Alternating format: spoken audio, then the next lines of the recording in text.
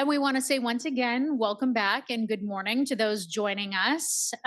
We want to welcome you to our next session, which is going to address the topic of utmost importance here of how social determinants of health impact maternal mortality in Arizona. So, in this session, we're going to be exploring how factors such as access to healthcare, socioeconomic status, and also racial disparities contribute to maternal mortality rates within our state.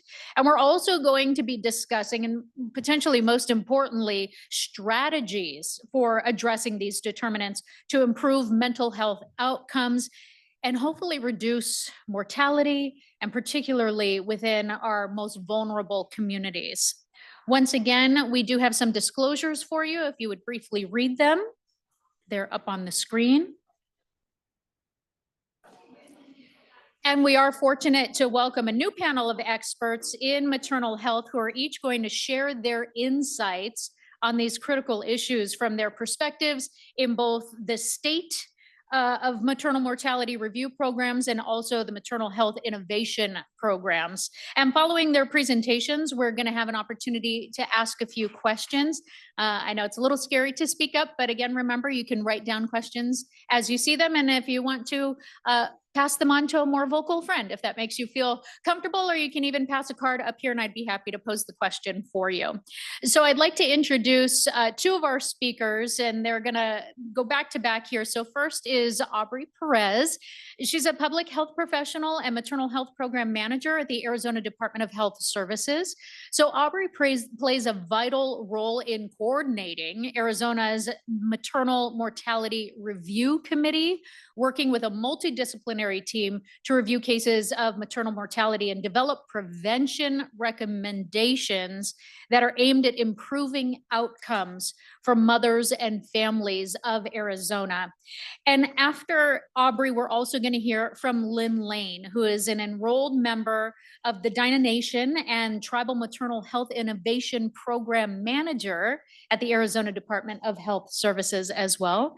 And Lynn's work involves improving maternal health outcomes for Indigenous families specifically. And through her efforts, Lynn aims to revitalize Indigenous practices and also enhance partnerships with tribal and urban Native populations in Arizona. So I'm going to bring up Aubrey first, and then Lynn. Please welcome them both this morning.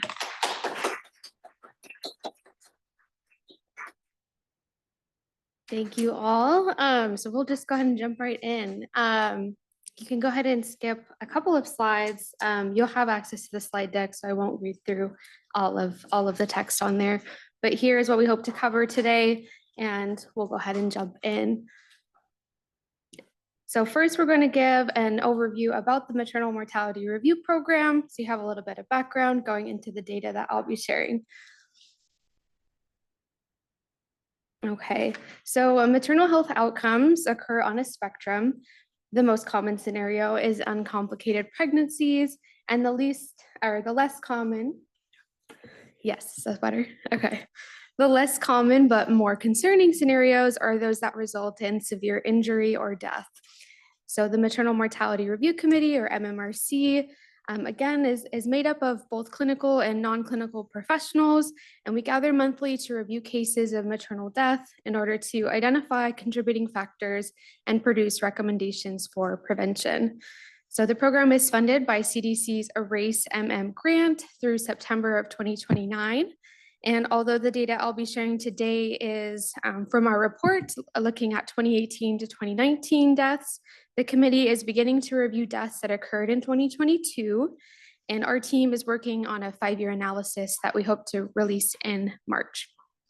So next slide, please. The MMRC follows the CDC's guidance to, it's called Review to Action, which describes the process of identifying cases, requesting records for those cases, abstracting information, to create de-identified case narratives that the committee can review, and reviewing those cases as a committee, of course, and then distributing findings so recommendations can turn into action. So throughout the case review process, the MMRC is aiming to answer these main questions about: was the death pregnancy related?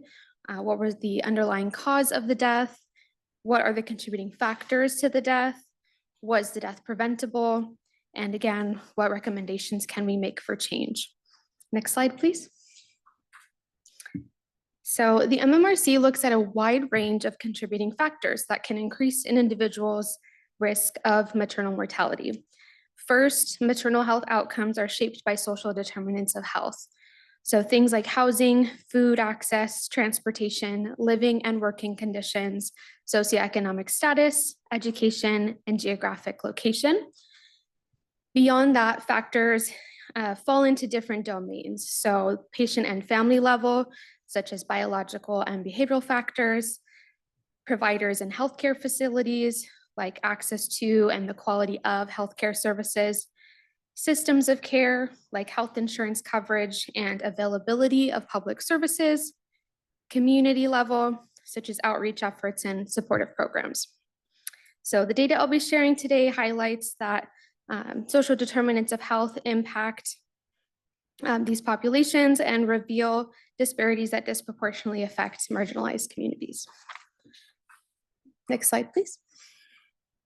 So before moving on to the data, it's important to level set and define some terms I'll be using. So this visual describes pregnancy-associated deaths, which is a death that occurs during or within 1 year of pregnancy, regardless of the outcome, duration, or site of the pregnancy.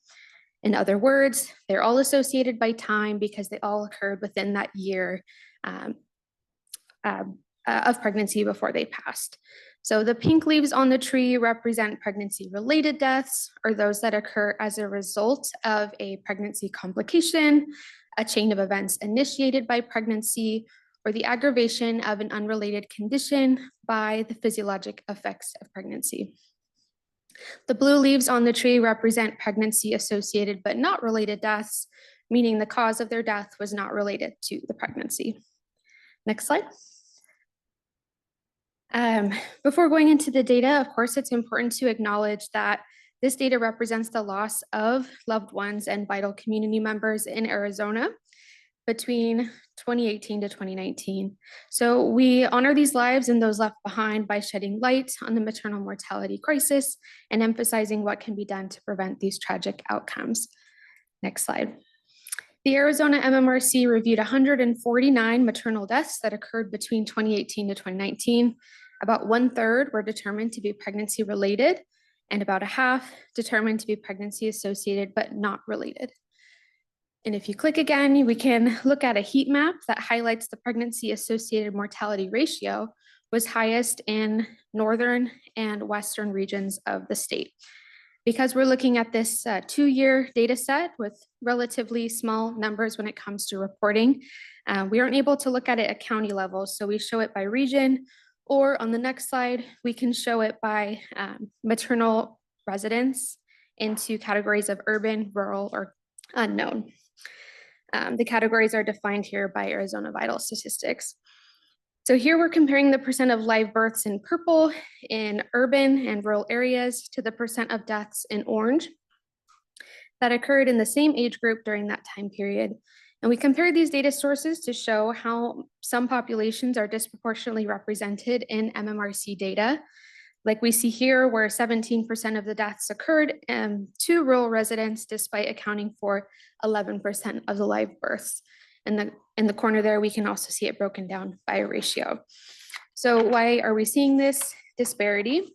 On the next slide, we know that access to care is not consistently available throughout the state. In the March of Dimes report, Where You Live Matters, this map shows that in Arizona, Green Lake County is considered a maternity care desert because it has 0 birthing facilities and 0 maternity care providers. Cochise, Graham, and La Paz counties have less than 2 birthing facilities and less than 60 maternity care providers, which is not sufficient to serve the patient population in these counties. The second heat map, if you click again, shows the distance to birthing hospitals by county. To translate, birthing people living in the darkest areas on this map may travel close to 60 miles and drive for over 2 hours to reach the nearest birthing hospital. Next slide. So next we're looking at the racial disparities. Again, the live births are in purple, the pregnancy-associated deaths are in dark orange, and the pregnancy-related deaths are in light orange. So despite American Indian and African American populations having a live birth population of just under 6%, they are both overrepresented in MMRC data. Another way of looking at this, if you click again, is again by ratio. And I think this clearly shows that American Indians are almost 3 times more likely to die, and African Americans are 2 times more likely to die during pregnancy or in the year after. MMRCs do acknowledge the presence of discrimination and racism as underlying factors that drive inequities in our systems of care. Although we don't have complete data to show for 2018 and 2019, the national MMRC data for 2020 reports that discrimination contributed to 30% of all deaths and 50% of American Indian deaths. Next slide, please. Another determinant of access to quality care is insurance type. Medicaid covers about half of the births in Arizona. In 2018 to 2019, individuals with Medicaid as their primary insurance are overrepresented in MMRC data at 72%. In 2023, Medicaid extended postpartum coverage from 60 days to 1 year. So again, this was a big win, and thousands of people have already benefited, and we'll be able to see how this impacts our rates when we get to review more recent cases. Next slide. This is looking at maternal age and education level. Over 90% of the births were those between the ages of 20 to 39, and you can see there where there's slightly more deaths among the age groups with the less births. And then we also see that those with a high school diploma and no diploma are overrepresented in our data. Next, okay. So the leading cause of pregnancy-related deaths in Arizona is mental health conditions, as was highlighted earlier in the panel. And this does include substance use disorder. And this statistic is in line with the national MMRC data as well. The next most common underlying causes of pregnancy-related deaths were cardiovascular conditions, followed by hemorrhage and infection, and then other causes. When we do the 5-year analysis I mentioned, we plan to stratify these leading causes by race and ethnicity to better understand which conditions are more prevalent in which populations. Yes, next slide. Most importantly, the MMRC determined that 90% of all pregnancy-associated deaths were preventable. Just to share that this is slightly different from what was shared at the panel because it was a previous report. This is our more updated report. And so this shows that about 60% of the deaths occurred within the last postpartum period, the late postpartum period, and about 94% of these were determined to be preventable. Of the deaths that occurred during pregnancy or soon after delivery, 100% were determined to be preventable. So with this data in mind, we can explore the MMRC's prevention recommendations. Next slide. There were over 900 prevention recommendations collected for these 149 cases. And our team synthesized these down to 44, which is still a lot within our report. So I'll be summarizing the top 10 here, but I do encourage you to review our report in more detail where we've listed some strategies and some more information there. So the purpose of sharing this, of course, is for you all to consider your part in implementation of these recommendations. Next slide, please. Okay. So the number one recommendation from the committee was to establish continuity of care to ensure timely care coordination between appropriate healthcare providers. And this would include wraparound services for the family to address social determinants of health. The second recommendation, increase adoption of trauma and culturally informed practices for providers. And this would look like appropriate level of support, navigation, counseling, and dialogue with patients and their families. Number three, is to increase access to high-quality mental and behavioral health services and resources that are affordable, trauma-informed, and supportive of the family unit. Number 4, expand insurance coverage to provide adequate, timely, and value-based reimbursement mechanisms for the range of maternal health services beyond 1 year postpartum. Number 5, ensure providers in all settings are screening pregnant persons and their partners before, during, and after pregnancy or adoption for domestic violence, mental illness, substance use disorder, and adverse childhood experiences. On the next slide, it continues into the next 5. So number 6 is to increase provider education about the perinatal period. And the report, of course, details some specific topics there. And some strategies are to secure funding and require or incentivize participation in continuing education classes. Next, improve access to the full range of reproductive health services, including contraceptives. Next, ensure facilities have adequate infrastructure, protocols, and procedures to improve readiness, prevention, recognition, and response to obstetric emergencies. Number 9, address access to care barriers for pregnant and postpartum individuals related to income insecurity. And lastly, increase patient education about substance use and misuse, including overdose education, harm reduction strategies, and where to access treatment services. So we will transition over to Lynn, which will share a little bit more about the work that's being done.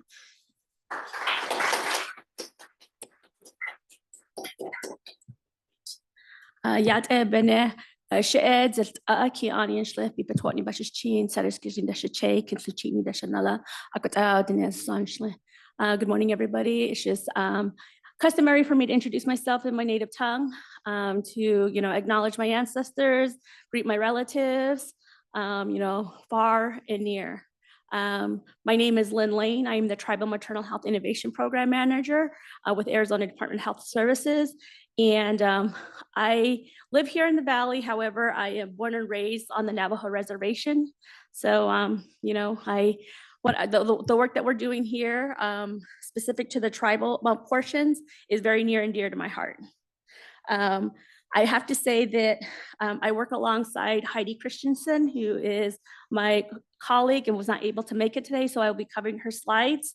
But yeah, she's really blessed me good to have such a good coworker. So the Maternal Health Innovation Program is committed to improving maternal health outcomes through Arizona. Since our inception in late 2019, as part of the first cohort of 9 states to receive the state maternal health innovation funding from HRSA, we've been on a mission to reduce preventable maternal mortality and morbidity. We work collectively with the Maternal Mortality Review Program, the data, and the MMRC recommendations guide and prioritizes our work. Next slide. The program goal focuses on 3 main components. We have a state-focused maternal health task force. We translate recommendations into actions, ensuring that our efforts have a real and lasting impact. Improve collection, analysis, and application of maternal health data in Arizona. Data is power. So by enhancing our data capabilities, we're better equipped to inform strategies and drive positive outcomes. Innovation in maternal health, from perinatal mental health awareness to supporting systems of care and addressing disparities in underserved communities, innovation is key to improving maternal health outcomes. Commitment to health equity. Health equity is at the core of everything that we do. We recognize and address the substantial racial disparities in maternal health outcomes. Our goal is to ensure that every birthing individual, regardless of race or location, receives the care and support they deserve. Community engagement and collaboration. We believe in the power of collaboration. We work closely with maternal health stakeholders community members, and individuals with lived experience. Together, we form a strong network committed to advancing maternal health initiatives statewide. Navigating challenges, even in the face of challenges like the COVID-19 pandemic, and the MHI program remained resilient. We pivoted, adapted, and found innovative ways to address obstacles head on. The pandemic may have been unexpected, but it also fueled our drive to change and strengthen our community connections. Next slide. Oops, I'm sorry. I was doing a presentation on this one, my bad. All right, yeah, next slide. Yeah, right here, good. The Arizona Maternal Health Task Force is a diverse coalition of stakeholders from various sectors across the state. One of the most important objectives of the task force is to develop the Arizona Maternal Health Strategic Plan, serving as a roadmap for addressing the inequities in maternal health outcomes in Arizona. Our partners are representatives from governmental agencies, non-governmental organizations, community groups, academia, Maternal Mortality Review Committee, the healthcare institutions, and professional organizations dedicated to maternal and child health, and those with lived experience. Next slide. So this is just showing you a structure of a maternal health task force. So we have a coordinating body, which acts as our leadership component, and they're the Maternal Health Steering Committee. We have implementation teams under the leadership, and these implementation teams, their work is really focused. We have a tribal maternal health task force, maternal perinatal mental health task force, and also an AIM steering committee. And just newly, we have a new task force, which is the Black Perinatal Task Force, which is joint with perinatal and an infant task force. Proposed teams that are in the works of discussion right now are data, workforce, and advocacy as well. Next slide. So I'm just going to go into review to action, what our work does towards the MMRC recommendations. Next slide. So within the maternal health action plan, there are we have priority goals. Here we have 6 of them. So I'll just go through them to show you kind of the work that we're doing that aligns with how we're moving this work towards action. Next slide, please. So we want to increase awareness and knowledge of maternal health and well-being. So this is our first priority. I can't read this, I'm so sorry. Hold on, let me fix this. Okay. It ensures all Arizonans have access to accurate, up-to-date maternal health information by improving its accessibility and dissemination. This effort aims to empower individuals to make informed decisions about maternal health, ultimately enhancing health outcomes for birthing individuals and families across Arizona. Next slide. Improve access to quality of care, which is our maternal health priority 2.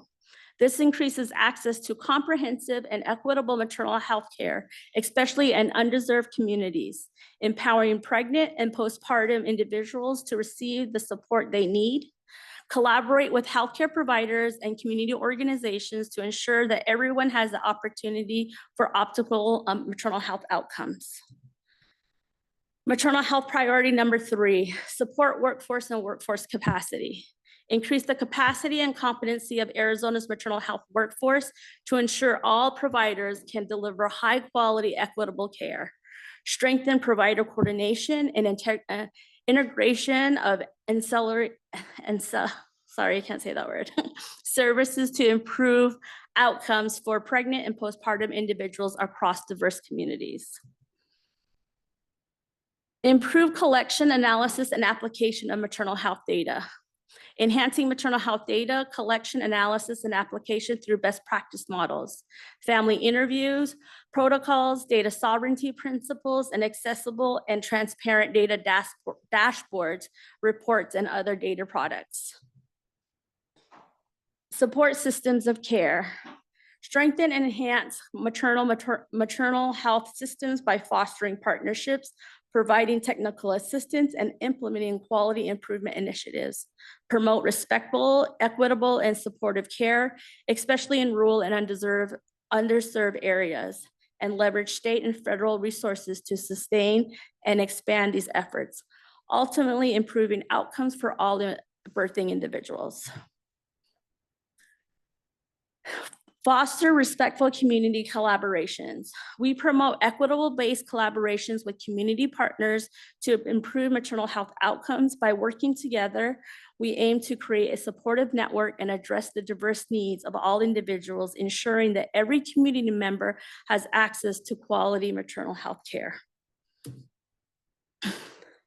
So we're of course, talk about translating recommendations into actions. Next slide. We do that through the Arizona AIM Collaborative, which is being led by the Arizona Hospital and Healthcare Association. So Vicki and her team really do the heavy lifting to this work to improve maternal health outcomes.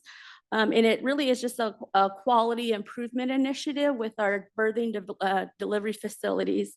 What's really unique about this work is we started this bundle work in 2021. So we started the work in 2021 in the midst of pandemic. We just said, let's go, we got to do it, no ifs, ands, or buts. And with that work, we were able to also get one 638, which is a tribally, I guess, regulated facility, and an IHS facility to also be a part of this work. And from what I heard, we have another IHS facility on board. I'm running out of time, so I'm just gonna have to go really quickly. Next slide. Our maternal mental health priorities. We have this task force. They have 4 priority areas that they work on. Next slide. We have a maternal mental health advisory committee through this Senate Bill 1011. Though they adopted the perinatal mental health recommendations. So these are the recommendations that they're putting into actions. Next slide. We support this work. We've worked alongside, U of A and Access to ensure that, that the APAL is supported and highlighted. Next slide. Sorry, I'm going super fast. Through the work of ADHS, we've been able to fund people to attend the PSI trainings and also sit for the exam. So we've really had really good impacts. We've tripled our PMHCs in Pima County, quadrupled it in Maricopa. We now have 92 PMHCs, which prior to these scholarships, there was only 21 in the state of Arizona. Next slide. We've also support and sponsor the BIPOC only perinatal mental health training. We believe there'll be another one coming up in the next spring. They're telling me to stop now. So I didn't get through the whole thing, so I'm so sorry.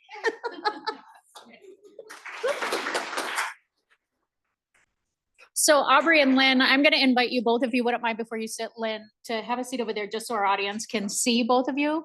Mm-hmm. And there are microphones on your chairs as well. Did anybody in the audience have a question that they were ready to ask? If not, that's okay, because I have a couple. Yes. So Aubrey, I want to ask you, when it comes to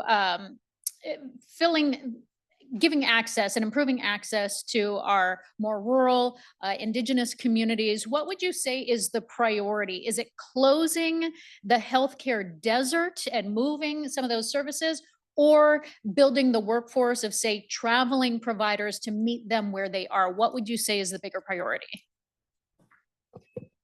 Oh boy, I think it's hard to determine a priority, but there are definitely tons of ideas around how to do this. Definitely an increase in workforce capacity in those areas, especially those that are culturally congruent, like was mentioned earlier. Increasing like telehealth access and internet bandwidth to be able to have those appointments virtually. The other, I thought I had lost it, but I think that, also with health professions programs, like onboarding students within culturally concurrent spaces to increase their access to the workforce and incentivize them to work out in those rural areas. Those are some of the ideas that we discussed with the MMRC. Thank you. Did you have a question? Was it or behind you? And if you would introduce yourself and then press the button, you'll see green and that'll turn on your microphone. Introduce myself. I'm Guadalupe. I'm in training to be a community health worker, hopefully to be a doula. Thank you. I also saw there was a comment in the chat virtually about what I was going to say. Can you tell us more about the SB 1011, what exactly the perinatal consists of? And I think the question in there said something about how we can support recommendations or some sort of that nature. Yeah, so Senate Bill 10, is it 1040 or 1011 you're asking about? 1011, okay. You have to excuse me, this is more Heidi's work, so I'm gonna give a very general overview. It was really trying to create spaces for us to improve maternal mental health and what strategies or what, they wanted to create an advisory committee to talk to those things. What was really nice about it was prior to that Senate Bill 1011, we already had our perinatal mental health working and convening around that. So the recommendations that showed up there really quickly were what came from the task force. And we were able to work with Access to let them know that, we were continuing, we had already started work on this. So they adopted the recommendations from the perinatal mental health task force. So Lynn, how would you say that we integrate Indigenous practices into mainstream maternal health to improve outcomes? Is this working? Okay. That was a part of the presentation I was not able to get to. It's okay. This is your floor now. Yeah. So that's kind of my whole job. Wonderful. Yeah. So like I said, I've been in this position March 2020. It was a crazy learning curve. Like 3 days in, they were like, "Here's a laptop. Go home. We'll see you later." But yeah. In the work that I do, I oversee 3 contracts. One with Dena College with support from the Navajo Nation Department of Health Services. Also, Intertribal Council of Arizona, who's tasked with working with 21 of the 22 tribes in Arizona. And also Arizona State University, where we're doing tribal evaluation with Dr. Amanda Hunter through the work. So through those 2 contracts, Dena College and ITCA, is that we give them funding to create steering committees so that they get people from their communities to be on this work to decide how they want to improve their health outcomes. From this work, we have 2 strategic plans from Dena College and ITCA that is community driven and culturally appropriate. So we have huge buy-in from our tribal communities about improving maternal health outcomes. One of the things we also do is we sponsor and support Indigenous knowledge trainings, the Indigenous Breastfeeding Counselor course trainings, Indigenous doula trainings, cradle board, moss bag trainings. We talk about clanship, we talk about the role, the sacredness of motherhood, sacredness of fatherhood, sacredness of, being an older brother, an older sister, even spaces of what the role of an auntie and uncle are, grandma and grandpa. So that's really what we're doing in kind of my work and with the two ITC and Dina College. And with ASU, with the tribal evaluator, we're also trying to ensure that, you know, the work that we're doing is also protected, and that, you know, that we are following data sovereignty principles, we're respecting the data that we're collecting and ensuring that, first of all, we're sharing it back to community before we share it out to anybody else. And would you say, Lynn, with practices like you mentioned the cradle board training, is it key and critical to get that training in now to our educational institutions for the next class of healthcare providers? Or do we need to do some backtracking to go to some of the healthcare systems that are currently operating that Indigenous patients might go to, so that, say, if they are used to a moss bag, making sure that a nurse who attends to them understands the meaning of that? What we're trying to do is we're also trying to capture people that are currently in school to collect, you know, to get that education, so that they are giving, they're more culturally aware. Also, you know, doing trainings, ITCA specifically, one of within their strategic plan, they do webinars. They have a 2-track webinar, one for community members, another for professionals working with AIA and populations. And it's through those webinars where we're really trying to be more like, give that cultural awareness when they're providing care to an AIA and individual. Was there another question back here? We have time for one more. No? Okay. All right. Beautiful. Well, again, we want to recommend that anybody who has more questions, or as you generate them, to get on the app, because we also have an online community that's been participating, and you can continue these conversations as well, and tap into both of these women here, because they did have more to their presentations. Lynn has a lot of work that she's been doing, but again, looking for ways to collaborate, to take these from ideas and education into policy, into action, and some of the plans that you guys talked about, because I know there's a lot of interest in some of the bullet points that you had. So please give them both a round of applause.